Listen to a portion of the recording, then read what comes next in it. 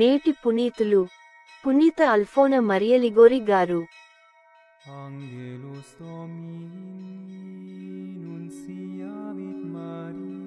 ఇశ్రాయేలీయులారా, కుమ్మరి చేతిలో మట్టివలె మీరును నా చేతిలో ఇమిడిపోయెదరు. గురువారం, ఆగస్టు 1, 2024. మొదటి పఠనం యెర్మీయా గ్రంథము 18వ అధ్యాయం 1 నుండి 6 వచనాలు. ప్రభువు నాతో, నీవు కుమ్మరివాని ఇంటికి పొమ్ము, అచట నీకు నా సందేశమును వినిపింతును అని చెప్పెను. కనుక నేను కుమ్మరి ఇంటికి వెళ్లి అతడు సారెమీద పనిచేయుటను చూచితిని.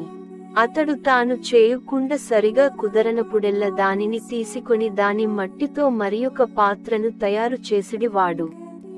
అప్పుడు ప్రభువు నాతో ఇట్లనెను, ఇశ్రాయేలీయులారా, ఈ కుమ్మరి మట్టిని ఎట్లు మలచునో నేనును మిమ్మును అట్లు మలవకూడదా?